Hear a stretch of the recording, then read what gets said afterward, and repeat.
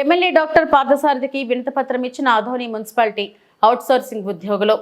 కర్నూలు జిల్లా ఆదోని నియోజకవర్గంలో ఇవాళ ఆదోని మున్సిపాలిటీకి సంబంధించిన అవుట్సోర్సింగ్ ఉద్యోగులు ఎమ్మెల్యే డాక్టర్ పార్థసారథికి వినతిపత్రం ఇవ్వడం జరిగింది.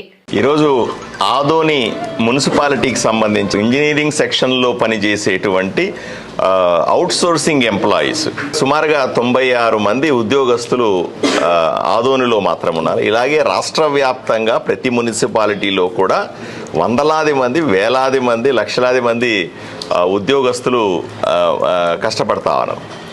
వీళ్ళని అవుట్సోర్సింగ్ ఉద్యోగస్తులుగా తీసుకొని కొంతమందిని 10 ఏళ్ళు అయితే, కొంతమందికి 15 ఏళ్ళు అయితే, కొంతమంది 25 ఏళ్ళు కూడా అవుతా ఉంది. కొంతమంది రిటైర్మెంట్కి దగ్గరకు కూడా వస్తూ ఉన్నారు. వీళ్ళని పర్మనెంట్ చేయకపోవడం అన్నది వీళ్ళు బాధపడే అంశం. ప్రభుత్వాలు ఎన్ని మారినా సరే ప్రభుత్వం వీళ్ళని పర్మనెంట్ ఎంప్లాయీస్గా చేయకపోవడం వల్ల ఇబ్బందులు పడతా ఉన్నారు. వీళ్ళ ప్రధానమైన డిమాండ్ లాస్ట్ టైం కూడా చెప్పారు వాళ్ళు నాకు. వీళ్ళ ప్రధానమైన డిమాండ్ ఏంటంటే జీతం తక్కువ వస్తుంది.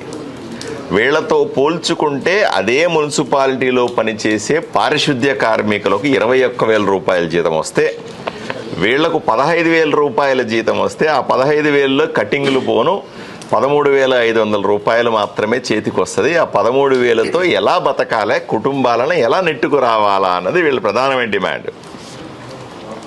దాంతోపాటుగా రిటైర్మెంట్ బెనిఫిట్స్ లేవు అంటున్నారు.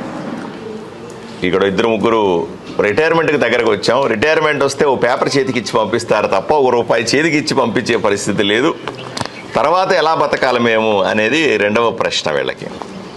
మూడవ ప్రశ్న, ఈ వచ్చేది 13,500 అయితే ప్రభుత్వ పథకాలైనా వస్తాయి అంటే, నువ్వు ప్రభుత్వ ఉద్యోగి కింద పరిగణించబడతావు కాబట్టి నీకు ఎటువంటి ప్రభుత్వ పథకాలు రావు అనే సమస్య వల్ల ఇంకింత నష్టపోతా ఉన్నారు. 13,000 రూపాయలు బయట కూడా సంపాదించుకోవచ్చు, కానీ పేదవాడు కాబట్టి పథకం వస్తుంది. 13,000 రూపాయలు సంపాదించే బయట వ్యక్తికి ప్రభుత్వ పథకాలన్నీ కూడా వర్తిస్తాయి. కానీ అదే 13,500 సంపాదిస్తున్నటువంటి మున్సిపల్ అవుట్సోర్సింగ్ ఉద్యోగికి ఎటువంటి పథకాలు రావు, నువ్వు ప్రభుత్వ ఉద్యోగిగా ఉన్నావు అనే నెపంతో ఇది కూడా, దీనివల్ల కూడా చాలా నష్టపోతా ఉన్నాం. ఆరోగ్యపరంగా కష్టాలు, హాస్పిటల్ బిల్లులు, పిల్లల్ని చదివించుకోవాలంటే చాలా ఇబ్బందిగా ఉంది. ఉన్నత చదువులు చదివించుకోవాలి అని ఎవరన్నా పిల్లలు ఇంజనీరింగ్ చేస్తానో, మెడిసిన్ చేస్తానో, లేకపోతే MBA చేస్తానో పై చదువులు చదువుకోవాలంటే సంవత్సరానికి బోలెడు ఖర్చు అవుతుంది.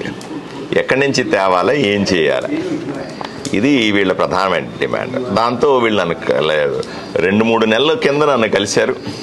అప్పుడు నేను ఉత్తరం రాశాను ప్రభుత్వానికి, ఏమండి ఈ డిమాండ్ నా దృష్టికి వచ్చింది, ఒకసారి దీన్ని పరిశీలించండి అని ఉత్తరం రాసి ప్రభుత్వానికి పంపినాను.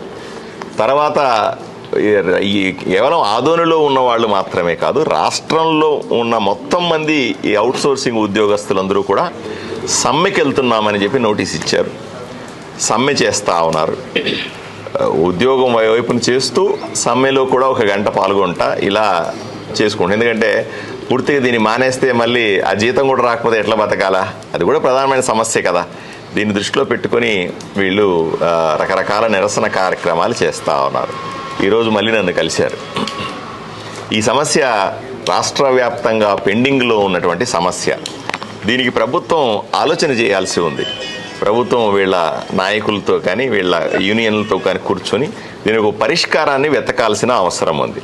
నేను మళ్ళీ ఈరోజు ఫోన్ చేసి మున్సిపల్ శాఖ మంత్రి గారికి విన్నవిస్తాను. అయ్యా, నా దగ్గరికి ఇలా వచ్చారు, రాష్ట్రం అంతా కూడా ఇలా జరుగుతుందట కదా, ఒకసారి దీనికి తొందరగా పరిష్కారం కనుక్కునే అవకాశం ఏమైనా ఉందా అని విచారణ చేస్తాను. ఆయన మనసులో ఏముందో తెలుసుకుంటాను. వీలైన తొందరగా సమస్య పరిష్కరించమని నేను అభ్యర్థిస్తాను నా వైపు నుంచి. తప్పనిసరిగా వీలైనంత తొందరగా న్యాయమైనటువంటి ఈ డిమాండ్లు తీరుతాయని, వీళ్ళకు కూడా కొంత ఉపశమనం కలుగుతుందని మనస్ఫూర్తిగా కోరుకుంటా ఉన్నాను.